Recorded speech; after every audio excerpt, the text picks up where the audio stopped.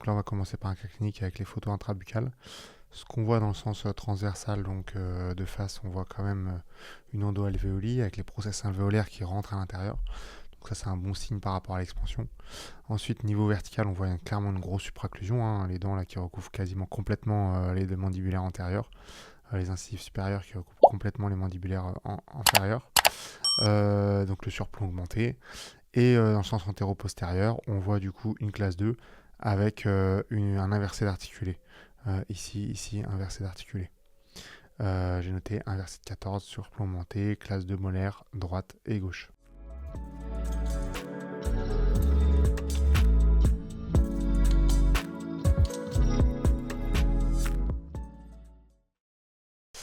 Au niveau du maxillaire, on voit des diastèmes entre les dents. Peut-être qu'il y a une légère microdontie, là je ne l'ai pas noté. Ça ne m'a pas gêné pour le plan de traitement. On voit qu'il y a encore des dents de lait, ça c'est pas un souci. Et au niveau mandibulaire, rien à déclarer, pas de DDM. Au niveau de la céphalo, donc on voit le surplomb. On voit il reste encore des dents de lait. Quand c'est comme ça, moi quand on 3 à 4 dents de lait, j'attaque quand même le traitement. Et puis les dents de lait, je les bague souvent pour pas qu'elles restent ankylosées. Et au cours de traitement, soit elles partent directement, soit je les enlève si vraiment je sens que ça va trop tarder à tomber. Je les fais enlever, enfin je les enlève moi parce que je le fais moi. Et puis ensuite, si jamais je vois que le traitement va trop tarder, je les enlève et comme ça, je les bague. Au niveau de la céphalo, on voit une supra très importante, hein, comme je l'avais décrit précédemment, avec un surplomb. Donc au niveau des objectifs, le plus important, donc, c'est de diminuer le surplomb, hein, parce que sinon, comme d'habitude, hein, gros surplomb, du coup on ne pourra pas coller notre contention, et puis au niveau de l'occlusion, on n'est quand même vraiment pas bon du tout. Pour ça, on corrige la classe 2. Donc en corrigeant la classe 2 et en nivelant la courbe de spé, on va du coup lever la supra, diminuer le surplomb. Et donc là, j'ai mis diminuer la supra et diminuer le surplomb, hein, donc nivellement de la courbe de spé et corriger la classe 2. Et donc en même temps, on va fermer les espaces avec des chaînettes pour du coup fermer les espaces, mais sans rentrer les dents. Donc ça, c'est vraiment l'objectif du traitement, c'est éviter le rabbiting. Donc si jamais on ferme les espaces en rentrant les dents, en fait, on aura un cas qui sera pas bien fini. Donc le but, c'est fermer les espaces en gardant le même torque, en gardant la même inclinaison des dents.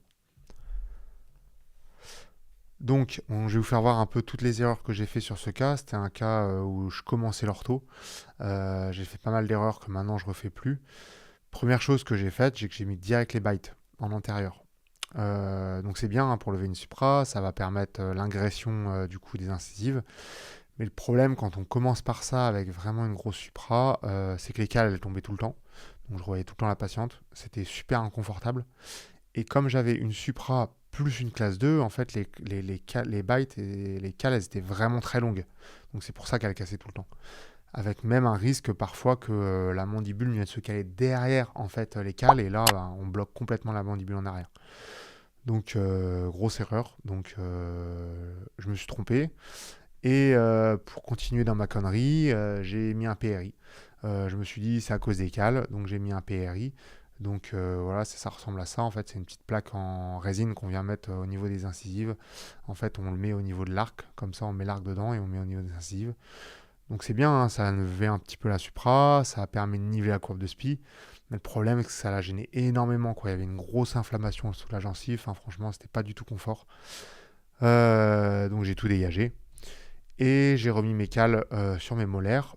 En fait, l'avantage, c'est que ça a permis de faire mon nivellement tranquillement, mettant mes arcs tranquillement, ma séquence d'arcs. Et du coup, au final, j'ai pu lever comme ça ma supra tranquillement. Puis après, mes cales, je les ai déplacées en prémo, puis en incisive à la fin du traitement. Pas au début parce que c'est hyper inconfortable. Franchement, là, ça ne l'a pas fait du tout.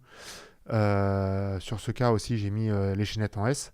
Donc ça permet du coup de maintenir les incisives centrales, les incisives mandibulaires, éviter qu'elles partent trop en avant parce que j'avais un bon axe. Donc ça permet de maintenir tout ça.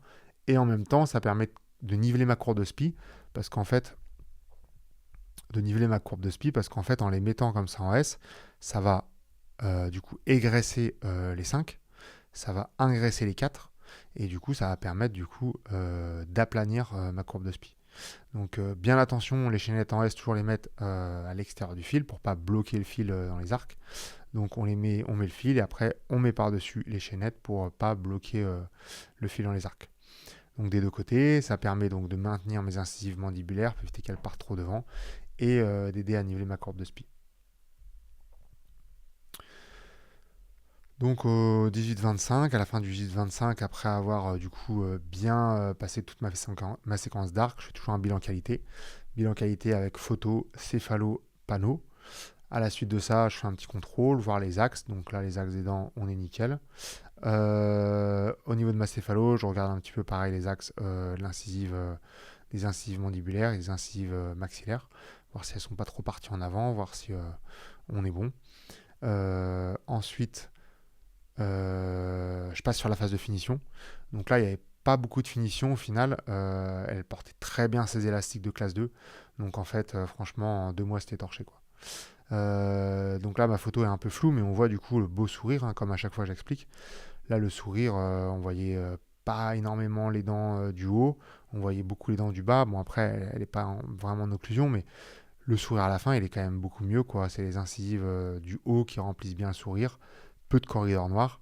Maintenant, j'ai changé ma technique de collage parce qu'en fait, on voit que mes canines, elles sont quand même basses. Donc, ça fait un sourire inversé. Donc, ça, c'est assez moche. J'ai un peu changé ma technique de collage pour avoir du coup les canines qui soient au même niveau que mes incisives centrales et mes incisives latérales qui sont un petit peu plus hautes. En plus de ça, le fait de coller comme ça, bon, c'est ce que j'avais appris, mais j'ai changé par moi-même, c'est qu'en fait, on a un gros guidage canin et ça, c'est super dérangeant pour l'occlusion.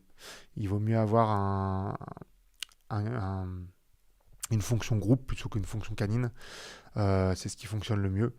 Et du coup, même au niveau esthétique, ça évite d'avoir un sourire inversé comme ça, où là, on voit clairement que mes canines, elles sont trop basses, quoi, surtout celle-là. Maintenant, je colle mes canines et mes incisives au même niveau, et mes latérales 0,5. On voit pareil au niveau du profil, ça a quand même bien corrigé. On voit un profil bien droit. Au début, on avait le menton qui était quand même un peu plus rentré. Donc en fait, juste en nivelant, ma mandibule, elle s'est remise en place. Parfois, les élastiques, franchement, il y a très peu besoin. Juste à la fin, juste en nivelant, en levant la supra, hop, on a l'incisive qui vient se remettre en place. Sauf si on fait la même erreur que moi, qu'on met des bites et qu'elle vient se caler derrière les bites. Là, en fait, on fait pire que mieux et du coup, il faut vite changer de cale, quoi. Donc voilà l'importance des cales à bien utiliser, bien positionner. Ensuite, on voit le cas fini niveau intrabuccal. Donc on a corrigé, du coup on a quand même une belle arcade avec les espaces qui sont fermés. Contention au bas, ça c'est ma classique.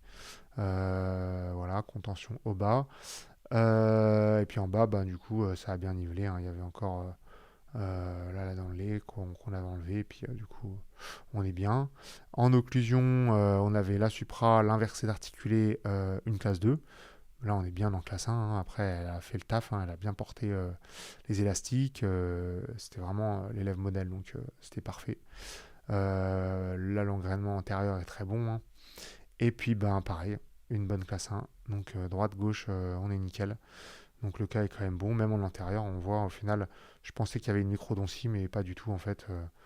On est quand même plutôt bien au niveau photo de face, avec du coup les dents qui remplissent bien le sourire, comme je l'avais expliqué.